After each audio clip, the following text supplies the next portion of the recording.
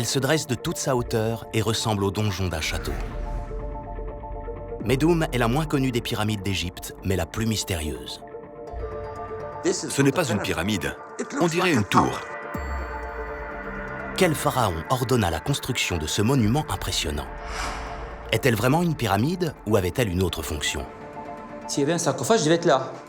Comment est-ce que le roi, pendant toutes ces années de règne, n'a pas eu le temps de légaliser pour placer bien un sarcophage? Pourquoi Médoum est-elle dans cet état et à quoi ressemblait-elle il y a 5000 ans? Pour répondre à ces questions, les archéologues vont se lancer dans une véritable enquête. Ici, les archéologues jouent un peu aux détectives. On se croirait sur une scène de crime. Dans cette recherche, l'apport des nouvelles technologies va être décisif, comme la photogrammétrie, une modélisation en 3D extrêmement fidèle du site grâce à des milliers de photos prises sur le terrain. Avec l'aide de ces technologies numériques, les chercheurs vont enfin résoudre les mystères de l'incroyable construction de Médoum. On dit que le diable se cache dans les détails, mais il nous aide aussi à comprendre comment ils s'y sont pris. Avec la photogrammétrie, on parvient pour la première fois à discerner tous les éléments de construction qui se situent sur le sommet du monument.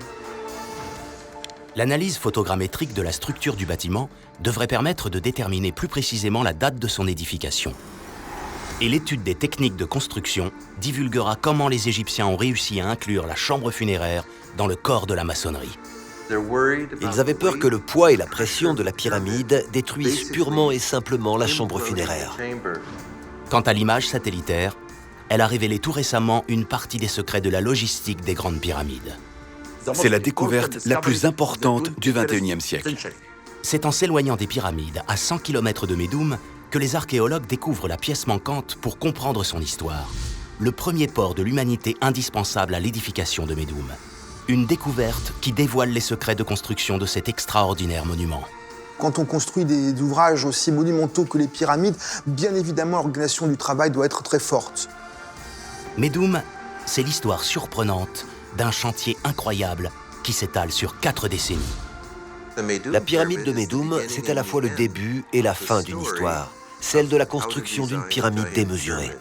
Comme la plus connue des pyramides, celle de Khéops. Bienvenue dans l'archéologie 2.0. Une étrange tour domine la vallée du Nil. Elle est située à 80 km au sud du Caire, bien loin des pyramides les plus connues d'Égypte. C'est la pyramide de Médoum, et pourtant elle ne ressemble en rien aux pyramides les plus emblématiques, comme celle de Khéops ou de Képhren. Sa forme évoque plutôt celle d'un donjon, une forteresse imprenable. Même les habitants de la région la surnomment Aram el-Kadab, la fausse pyramide. Quelqu'un m'a appelé hier. Il passait devant et il m'a dit « Ce n'est pas une pyramide, on dirait une tour ». L'aspect singulier de ce monument n'a cessé de questionner les archéologues. Médoum est-elle vraiment une pyramide, un monument funéraire, ou plutôt, comme le suggère sa forme, un temple dédié à la vénération du dieu solaire, Ra? D'après ce qu'on connaît des temples solaires, il ressemblait à une sorte de gros obélisque maçonné. Donc la forme est grosso modo assez similaire à celle de l'état actuel de la pyramide de Médoum. Un obélisque. Une pointe qui s'élance vers le ciel comme un rayon solaire stylisé. Médoum, un temple solaire, c'est la conviction de l'archéologue français Vassil Dobrev. Donc on sent ici qu'on bâtit quelque chose qui va ressembler à un obélisque. Qu'est-ce que c'est un obélisque? Des rayons solaires pétrifiés. Et bien là aussi, on aurait ça. Toc, toc. D'ailleurs, pour lui, un autre élément du bâtiment accroît le doute sur la nature réelle de Médoum. La pièce que certains considèrent comme une chambre funéraire. Même si aujourd'hui le sable recouvre partiellement les flancs de l'édifice, son unique entrée se situe très haut le long de la façade nord. À l'intérieur, il faut emprunter un long escalier, appelé une descendrie, avant d'arriver dans la supposée chambre funéraire. L'entrée de la descendrie est à plus de 30 mètres. Alors que chez Snéfrou, le premier roi, c'est à 12 mètres. Khéops, c'est une quinzaine. Képhren, c'est carrément sous le dallage, sous la cour. Et Mykonos, c'est 2-3 mètres. On ne voit jamais des momies qui doivent rentrer à plus de 33 mètres du niveau du sol. Au premier regard, cette pièce exiguë ne semble pas prête à recevoir la momie du pharaon. S'il y avait un sarcophage, il devait être là. Comment est-ce que le roi, pendant toutes ces années de règne, n'a pas eu le temps de légaliser pour placer bien un sarcophage? Donc, ici, on n'a pas prévu de mettre un sarcophage. Autrement, ça prend 2 jours. Hein. Aucun sarcophage n'a jamais été retrouvé dans cette pièce. Plus troublant encore, aucun pharaon ne semble lié à ce monument. Médoum ne serait donc pas une pyramide. Alors, qu'est-ce que ça peut être? C'est un temple. Quel temple? Qui est le dieu à l'époque? Eh bien, c'est Ra, le soleil. Toute cette civilisation adore ce dieu. Donc, faire un temple pour ce dieu-là, rien de plus normal. Forme en embellisque, chambre du roi inachevée, ces éléments sont autant d'indices qui questionnent sérieusement sur la nature de Médoum. Pour découvrir sa véritable identité, les archéologues comme l'américain Mark Lehner, qui a dédié sa vie à l'étude des pyramides, n'avaient que le terrain pour mener leurs investigations. Ici, les archéologues jouent un peu au détective. On se croirait sur une scène de crime. Imaginez les gants pleins de sang, les traces de pas sur le sol, une fenêtre brisée. Ici, c'est un peu pareil. Il n'y a rien pour nous raconter ce qu'il s'est passé. Donc, nous devons faire des déductions grâce à tous ces indices. Le défi était immense. Les faits se sont déroulés il y a 5000 ans et la majorité des preuves a disparu avec le temps. Mais les archéologues ont dans leur manche un atout décisif. La science et les nouvelles technologies qui permettent une approche radicalement différente. Contrairement à leurs aînés, ils bénéficient aujourd'hui de drones, d'imagerie satellitaire et de modèles 3D ultra réalistes qui permettent l'étude minutieuse du site. C'est tout particulièrement vrai pour la photogrammétrie. Pour la première fois, cette technologie révolutionnaire va proposer une copie numérique fidèle et géométriquement parfaite de l'édifice. Elle va être utilisée pour analyser la construction des pyramides. On a une vision 3D réelle. Non pas réaliste, mais vraiment réelle. C'est-à-dire que là, on a l'état du monument tel qu'il se présente. Il n'a pas été reconstitué. Cette photogrammétrie permet d'avoir une vue 3D, mais également d'avoir la texture, c'est-à-dire on a la couleur. Pour arriver à ce niveau de détail stupéfiant, un drone et plusieurs appareils photo sont nécessaires pour couvrir le site et collecter les milliers d'images nécessaires. On aimerait voler à peu près à 5 mètres des parois pour avoir un modèle 3D à 1 mm de précision, un peu plus d'1 mm de précision. On va combiner ce modèle avec des photos prises depuis le sol et relier toutes ces faces entre elles. Le défi est de scanner chaque centimètre carré de cet immense site. On va se varier les angles, parce que les faces d'assises, là, on les aura mal sinon.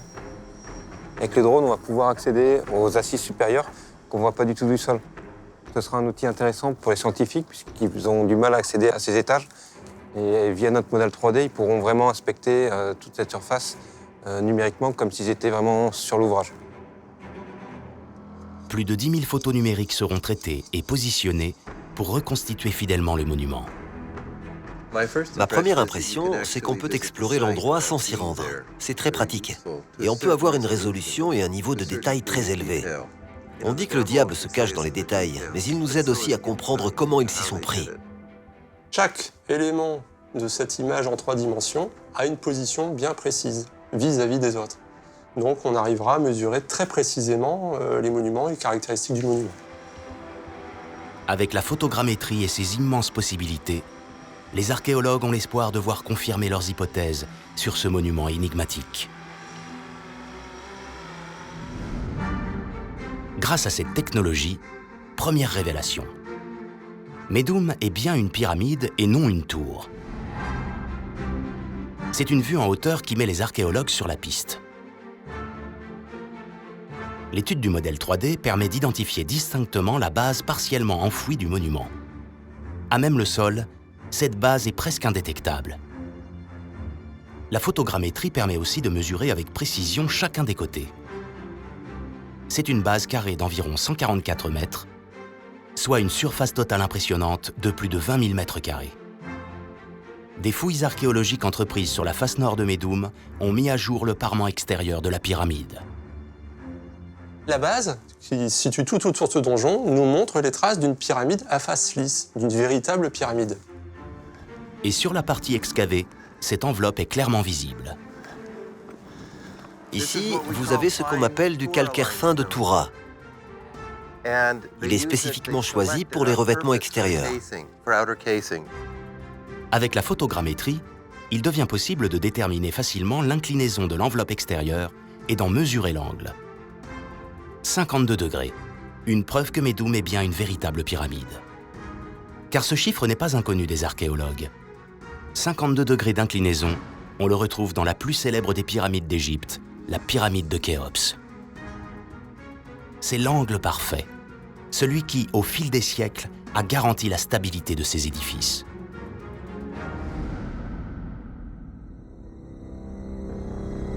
La pyramide s'élève actuellement à 70 mètres de hauteur.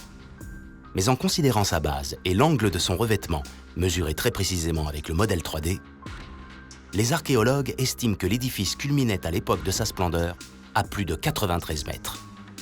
De nombreux indices nous montrent que cette pyramide s'élevait bien plus haut qu'à l'heure actuelle, c'est-à-dire que son état était bien meilleur dans l'Antiquité. Des touristes grecs ont laissé des inscriptions tout en haut du monument, ce qui signifie tout simplement qu'à leur époque, le sommet était accessible, facilement accessible. Donc l'état devait être bien meilleur qu'aujourd'hui. Ce témoignage prouve que Médoum, qui ressemblait à toutes les autres pyramides, est resté intact jusqu'à la période de l'Antiquité. Mais la photogrammétrie va offrir une surprise de taille aux archéologues. Sur place, que ce soit du sol ou même depuis le premier étage de la pyramide, on ne distingue rien d'autre qu'un terrain sans accident. En revanche, on découvre sur le modèle 3D une structure trop linéaire pour être naturelle. Ici, vous voyez quelque chose que je cherchais quand on était à Médoum et que je ne voyais pas, ou peut-être légèrement. Mais là, sur le nuage de points, c'est très clair. On voit cette bande noire très large. C'est un carré autour de la pyramide, une enceinte extérieure. On discerne très bien avec cette photogrammétrie les vestiges du mur d'enceinte. Mais il est complètement recouvert par les sables. Vu l'importance des amas de sable, on peut imaginer que ce mur est encore en relativement bon état, au moins en partie. Ce mur d'enceinte, invisible jusqu'alors, démontre que la pyramide de Médoum n'est pas isolée. Mais comme toutes les autres pyramides, elle fait partie d'un ensemble très codifié. Lors des fouilles entreprises au début des années 80, les archéologues ont creusé sur plus de 15 mètres le flanc est de la pyramide. Ce chantier titanesque a révélé un petit temple funéraire ainsi qu'une immense chaussée de 220 mètres de long. Celle-ci relie traditionnellement le petit temple accolé à la pyramide au temple de la vallée. L'étude attentive de la photogrammétrie permet de distinguer les contours d'un autre élément invisible sur le terrain parce qu'il est recouvert totalement par le sable, une pyramide satellite située au sud-ouest de Médoum. Nous avons un petit temple funéraire, petite pyramide, chaussée qui relie les temples, etc. Tout ça, c'est vraiment un ensemble classique de pyramides de la 4e dynastie. Il n'y a donc plus aucun doute, Médoum est une vraie pyramide. Malgré son étrange silhouette, elle répond en tout point au modèle traditionnel d'un complexe funéraire édifié sous la 4e dynastie égyptienne.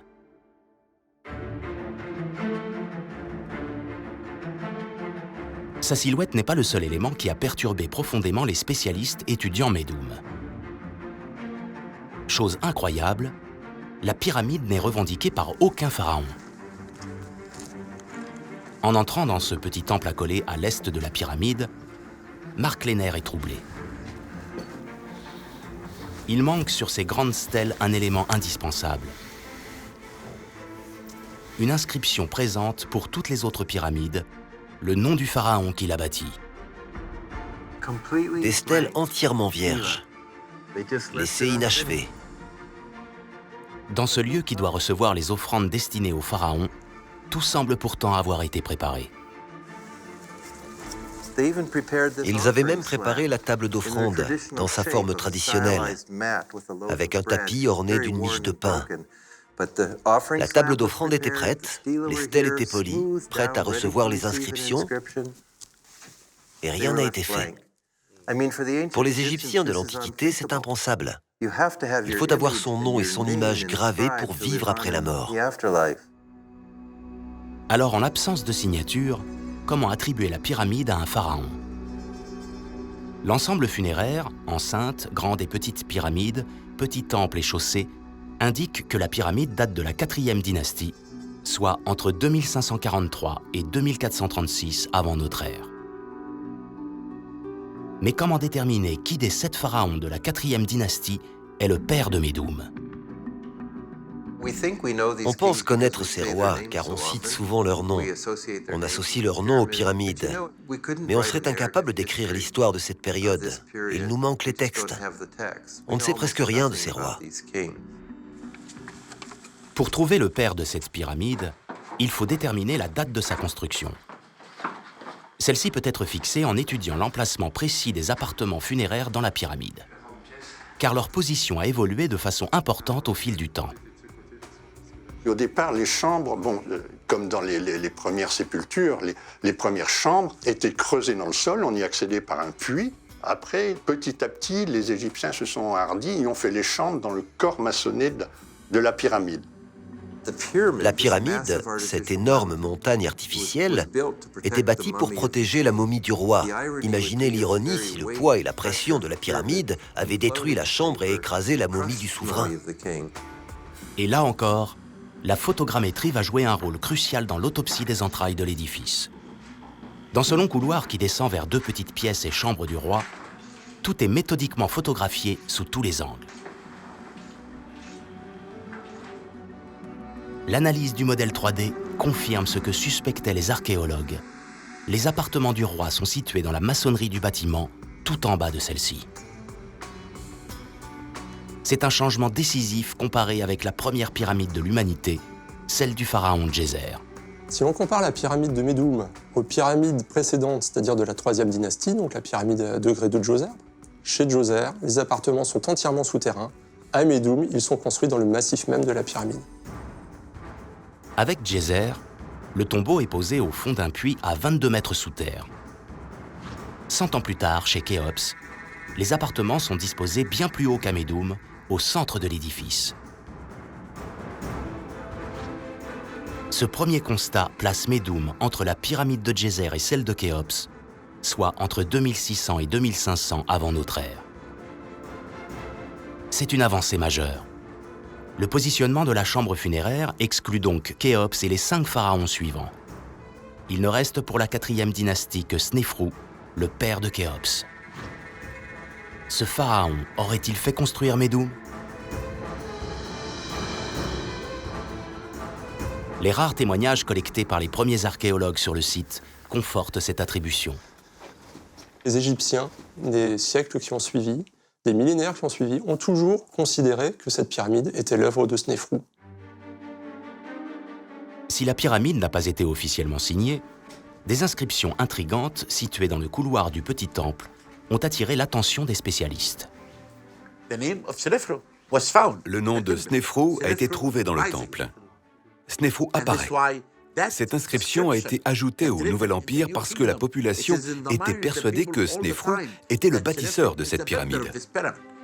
Les graffitis réalisés par des voyageurs de l'Antiquité sont datés de la 18e dynastie, soit plus de 1200 ans après le règne de ce pharaon. Il y a un graffiti assez court ici et un très court là. Les graffitis font allusion à Snéfrou, comme si ce lieu lui était dédié. Ça renforce la probabilité que Snéfrou était le propriétaire de cette pyramide. Ce roi n'est pas un inconnu. Les archéologues lui attribuent déjà 2 constructions majeures, la pyramide rhomboïdale et la pyramide rouge, située à Dachour, à 40 km de Médoum. Mais si la pyramide de Médoum appartient bien à Snéfrou, pourquoi n'y a-t-il aucune trace de son sarcophage? Et pourquoi ce pharaon aurait-il construit 3 pyramides?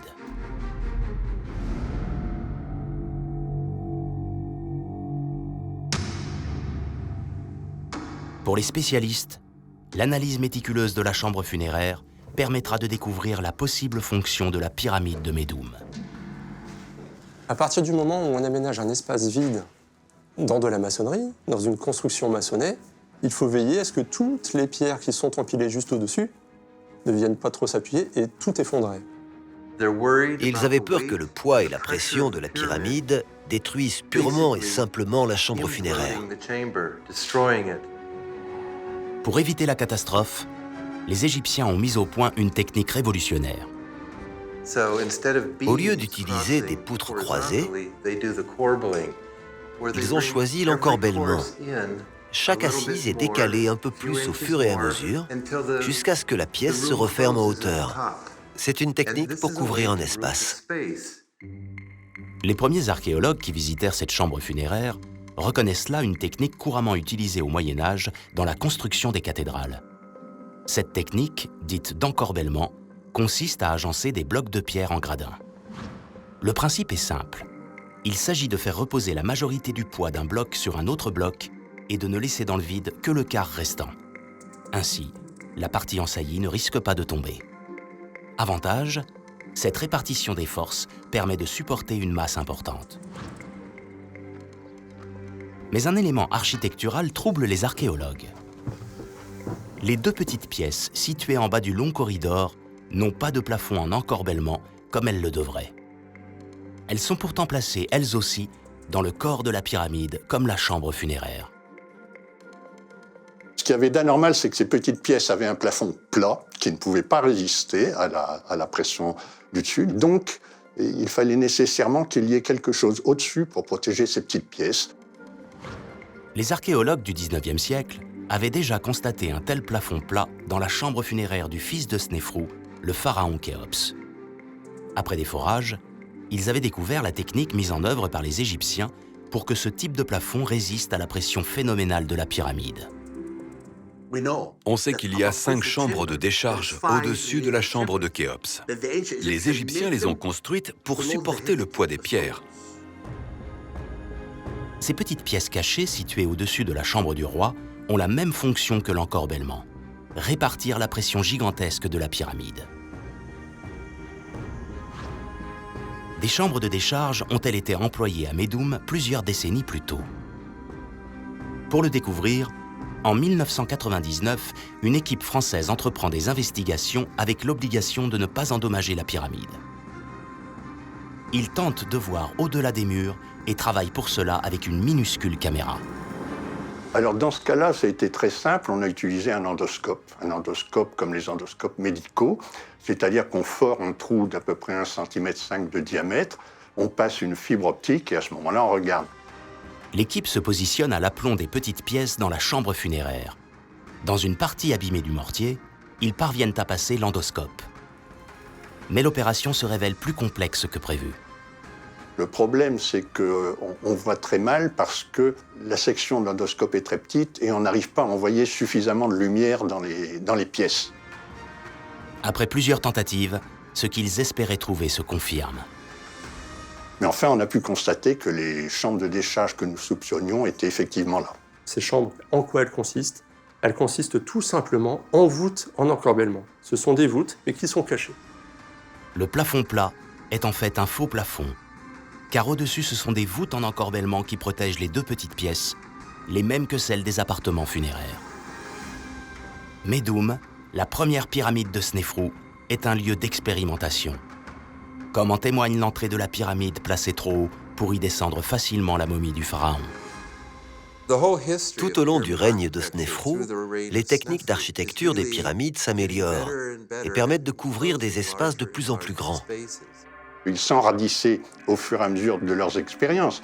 Quand ils avaient fait une chambre de 4 coudées de large qui ne s'effondrait pas, dans la pyramide suivante, ils disaient peut-être que je peux faire 5 coudées. Et ça ne s'effondrait pas. Donc, dans la pyramide suivante, ils disaient je vais faire 6 coudées. Et c'est comme ça que les portées ont augmenté progressivement. La photogrammétrie va fournir un élément décisif à l'enquête. La mesure de la largeur de la chambre du roi des pyramides de Snéfrou précise la chronologie constructive. À Médoum, la chambre funéraire mesure 2,51 m de large. Dans la pyramide rouge, 4,18 m. Et dans la rhomboïdale, 5,13 m. Ces mesures indiquent clairement que Médoum possède la chambre funéraire la plus petite. Elle serait donc la première des pyramides de Snéfrou. Ces résultats confirment ce que les archéologues constatent sur le terrain. Vous pouvez voir les avancées de l'encorbellement au niveau de la beauté et de la finition de la maçonnerie, de la régularité des assises à mesure que les côtés se referment l'un sur l'autre. On voit nettement les progrès dans la pyramide rhomboïdale et la quasi-perfection dans la pyramide rouge de Dashur. Mais à Médoum, ce n'est que le début. La chambre supérieure de Médoum est très, très vilaine. Elle n'a pas les caractéristiques nobles d'une chambre funéraire qui se doit d'être bien finie. Il n'y a presque pas de murs verticaux, c'est une voûte posée sur le sol. Il y a beaucoup de raccommodage, il y a beaucoup de malfaçons. Comme il s'agissait d'une première, ils voulaient que la chambre soit petite. Ils avaient peur de devoir couvrir un espace trop grand. Mesure et qualité d'exécution livrent un même ordre chronologique. La pyramide orpheline Médoum est bien la première pyramide du pharaon Snéfrou.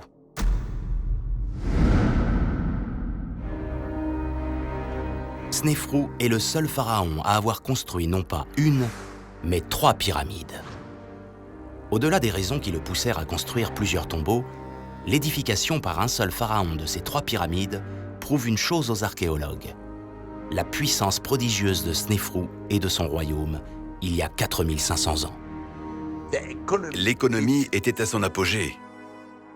L'idée de la royauté était d'autant plus forte.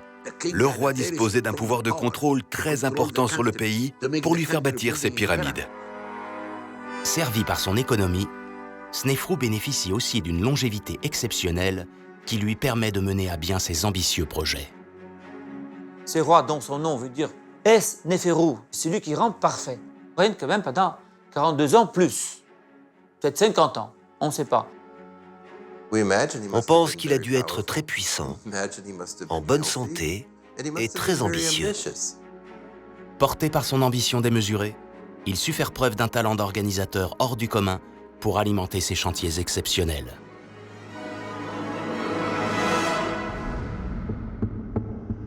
La logistique de Snéfrou est d'une redoutable efficacité. Elle s'étend bien au-delà de son royaume.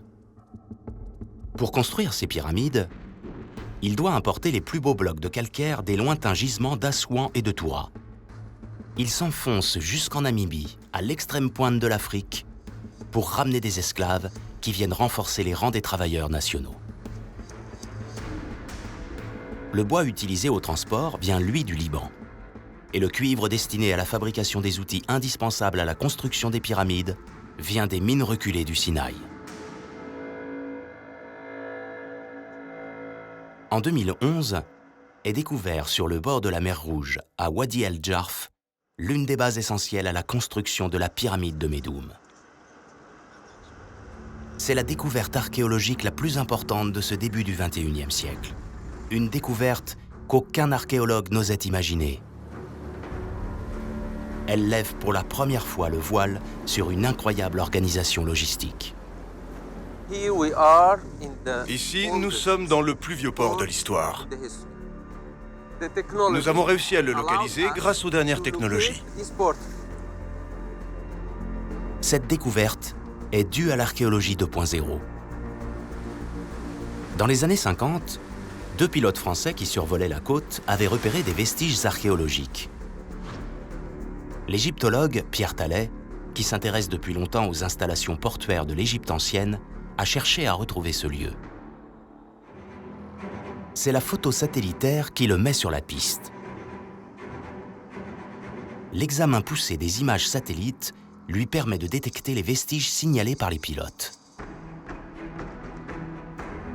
Sous l'eau, il note une étrange forme en L qui ressemble au reste d'un port. Et l'analyse de la géographie sous-marine confirme cette idée.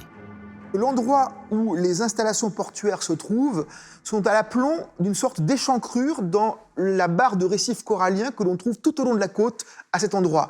Ils avaient repéré un endroit où finalement l'accès à la côte est plus facile qu'ailleurs. Mais un autre élément géographique va venir conforter Pierre Tallet. Ce site est clairement accessible par un corridor naturel qu'on appelle le Wadi Araba. Et lorsque l'on va au bout de ce corridor naturel, le moment où il se connecte avec la vallée du Nil, c'est un endroit où se trouve la pyramide de Meydoum. Donc il est clair que pour nous, la position même du site du Wadi Jarf correspond à la présence de cette pyramide. Ces éléments sont suffisamment concordants pour lancer une importante campagne de fouilles archéologiques. Et les résultats dépassent leur espérance. Ils mettent à jour un vaste complexe portuaire. Mohamed Abdelmagid, grand spécialiste égyptien de l'archéologie sous-marine, pense que l'on vient de découvrir le premier port artificiel de l'histoire humaine. Ce port est fait de 2 jetées artificielles en forme de L. À cette époque, très tôt dans l'histoire, ils ont pensé à construire une jetée pour protéger les bateaux du courant et du vent. Ils étaient à l'abri à l'intérieur. L'activité portuaire devait être intense. Comme en atteste la taille de la rade, 200 mètres de long sur 200 mètres de large. Cette zone pouvait accueillir jusqu'à 15 bateaux. Chaque jour, un bateau arrivait et un autre partait. Il fallait charger et décharger les cargaisons et pour ça, il fallait de la main-d'œuvre. Les fouilles révèlent de nombreux bâtiments près du rivage. Et à 6 km de distance, 14 entrepôts creusés dans la montagne. Autour et à l'intérieur sont retrouvées de nombreuses pièces marines, comme ces premières ancres, de lourdes pierres grossièrement taillées, dont certaines présentent encore la marque bien visible des cordages 4500 ans après. De nombreux vestiges permettent d'attribuer avec certitude ces installations à Snéfrou. Nous avons trouvé à plusieurs endroits du matériel au nom de ce roi. Dans le système de galerie, magasin, qui est aménagé sur ce port, on a trouvé une empreinte de sceau de Snéfrou sur un bouchon de jarre qui devait conditionner des produits qui étaient acheminés vers le port. Cette base logistique est d'une importance cruciale pour bâtir la pyramide de Meydoum. Juste en face de nous, de l'autre côté du golfe de Suez, vous arriviez directement sur le Sinaï. Le port se situe par bateau à seulement 50 km d'Abou Zenima, tout près des mines de cuivre, ce matériau qui sert à la fabrication des outils indispensables à la construction des pyramides de Snéfrou. Il est très probable que les conditions même de l'aménagement de ce port, sans doute dès le début du règne du roi Snéfrou, correspond à un besoin absolument accru dans l'utilisation du cuivre pour la construction monumentale. Avec ce port de Wadi El Jarf, est établie une voie directe entre Meydoum et les éléments nécessaires à sa construction. Plus que le gain de temps, c'est la garantie d'un ravitaillement plus régulier et plus sûr que l'ancienne route terrestre qui obligeait à contourner le golfe de Suez. Quand on construit des ouvrages aussi monumentaux que les pyramides, bien évidemment l'organisation du travail doit être très forte.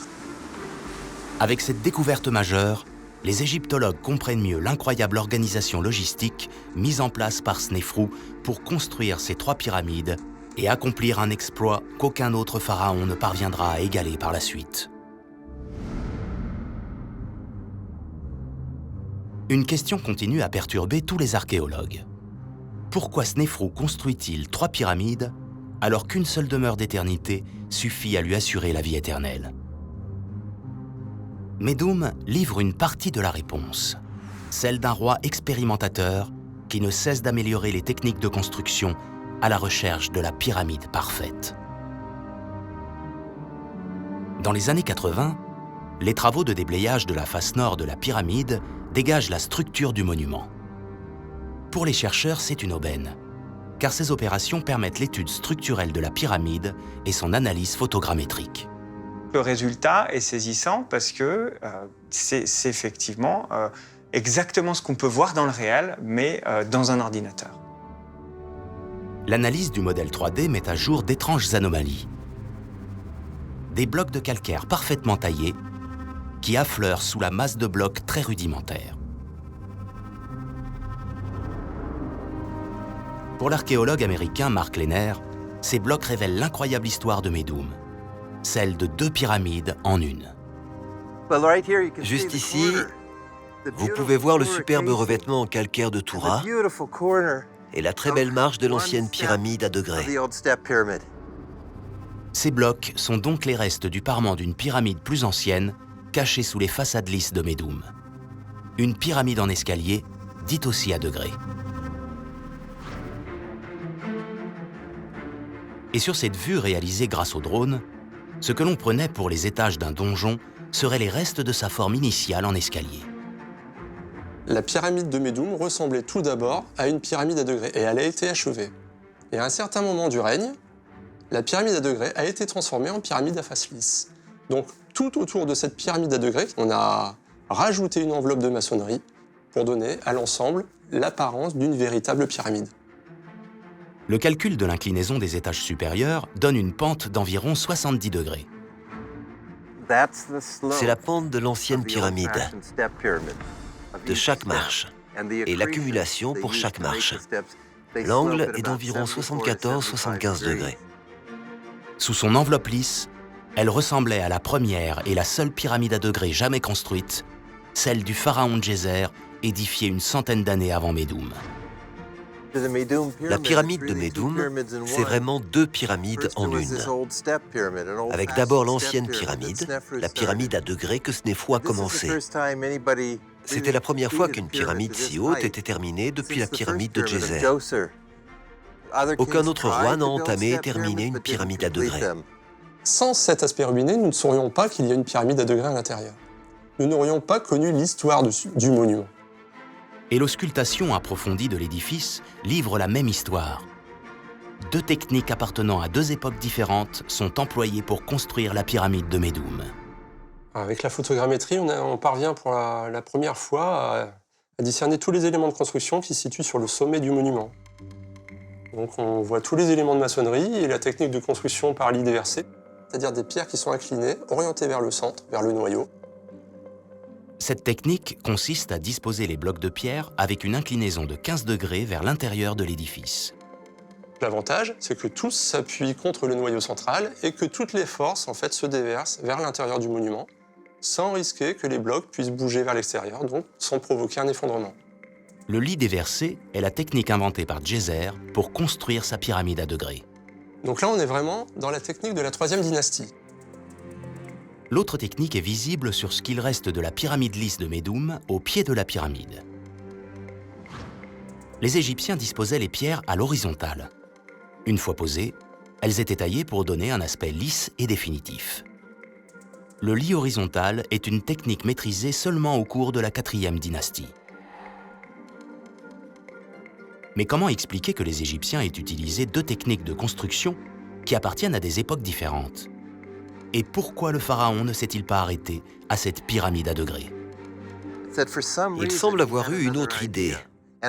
Et apparemment, ce fut celle de la première pyramide parfaite avec des côtés inclinés et lisses.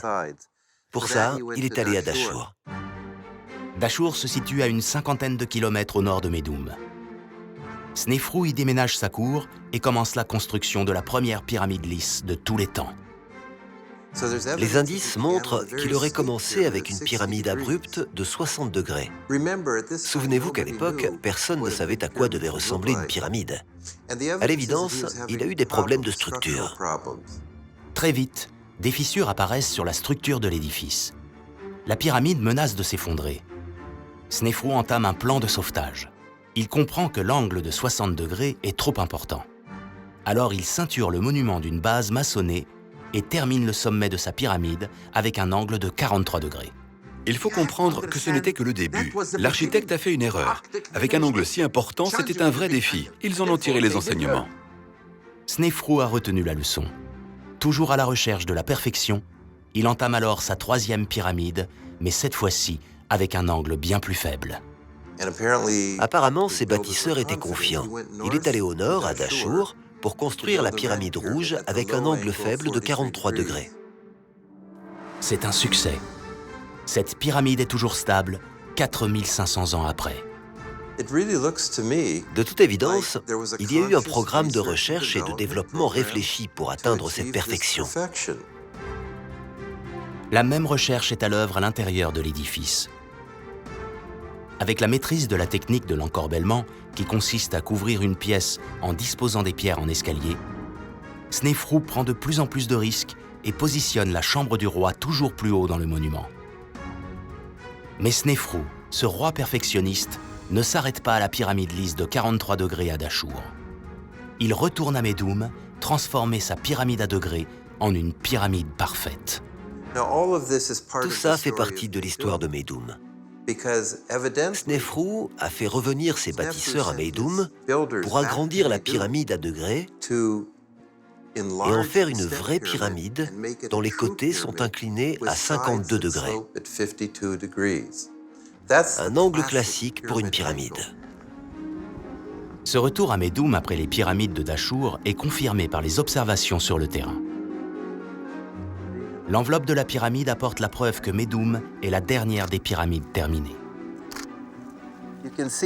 Vous voyez où il frappait avec le burin et à quel point il faisait attention à la jointure entre les pierres. Vous voyez les marques du burin verticalement.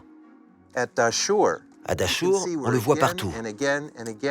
Il cassait les angles des pierres de revêtement et devait les réparer ensuite. Il rendait la cassure plus nette pour mieux la colmater. Ici, ils ont appris à être méticuleux quand ils taillaient la pierre jusqu'au bord. L'examen de la structure du monument raconte une histoire incroyable. Celle d'un chantier qui s'étale sur 4 décennies, soit l'ensemble du règne du pharaon, qui fait de Médoum la première et la dernière des pyramides de ce roi. Snéfrou a donc commencé et fini à Médoum, au début et à la fin de son règne. C'est une histoire qui fait sens. C'est l'histoire d'une transformation, celle d'une pyramide à degrés en une pyramide parfaite.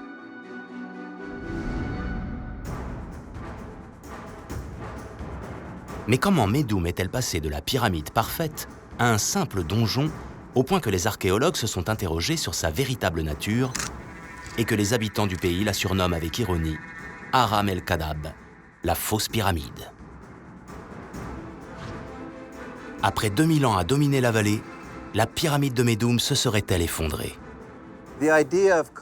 L'idée de l'effondrement paraît convaincante. C'est une idée qui plaît. On voit l'irrégularité de la maçonnerie la plus récente par rapport au revêtement lisse en calcaire de Toura sur la pyramide à degrés originelle. Il n'y a pas de bonne jointure entre ces blocs de remplissage.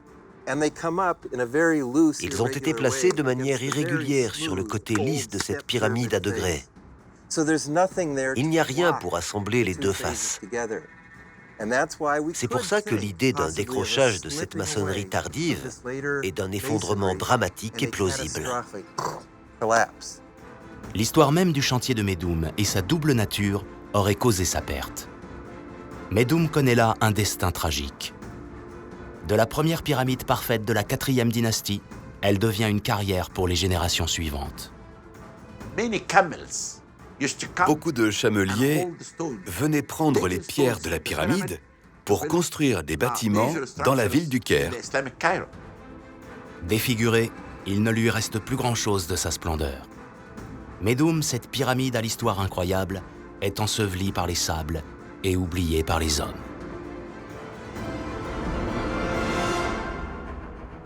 L'archéologie 2.0 a percé la véritable nature de Médoum et permet de retracer l'histoire d'un chantier incroyable. La pyramide de Médoum, c'est vraiment deux pyramides en une. C'est à la fois le début et la fin d'une histoire, celle de la construction d'une pyramide démesurée. Cependant, des mystères demeurent. Comment expliquer que Snéfrou n'ait pas inscrit son nom sur les stèles du petit temple, un acte qui lui aurait permis de revendiquer la paternité de ce chef-d'œuvre architectural? Et pourquoi la chambre funéraire censée accueillir sa dépouille n'a-t-elle jamais été achevée? Pour l'instant, ces questions sont sans réponse. Ce qui sème le trouble parmi la communauté des chercheurs, c'est que le tombeau du pharaon aux 3 pyramides est toujours introuvable. Restent pour les archéologues des hypothèses. Il apparaît que la pyramide de Médoum a pu en fait constituer une sorte de solution alternative en cas de mort prématurée du souverain. C'est-à-dire que Snéfrou en débutant de vastes chantiers de construction à Dachour, n'est pas certain de les voir terminés. À un âge très avancé, il était beaucoup plus facile de terminer Médoum que de terminer une pyramide en début de construction à Dachour. Pour certains égyptologues, si la pyramide n'est pas signée, c'est que Médoum n'a jamais été un tombeau. Cette pyramide n'a jamais été utilisée pour le roi. Pour moi, elle est devenue une sorte de pyramide test. C'est un lieu sacré et c'est devenu ce qu'on appelle un cénotaphe. Un monument à sa mémoire, plus que sa vraie tombe. D'autres chercheurs pensent que la véritable chambre funéraire est toujours introuvée. La forte impression que l'on a, c'est que cette chambre dite funéraire n'est qu'une chambre de manœuvre. D'autant plus que dans cette chambre, il y a des choses très intrigantes qui sont des bois et qui apparemment ont servi à manœuvrer des choses. Ces bois se trouvent juste en face du mur nord de la chambre et ce mur nord a des caractéristiques bizarres lui aussi. Il n'est pas construit comme les autres murs. Derrière ce mur se cacherait peut-être le tombeau du roi. Médoum, construite loin des plus célèbres pyramides comme celle de Khéops, est assurément l'une des plus mystérieuses. Ce monument à l'aspect intrigant demandera encore des décennies d'enquête archéologique. Mais grâce aux nouvelles technologies, les chercheurs espèrent percer bientôt les derniers secrets de cet édifice, construit il y a 4500 ans.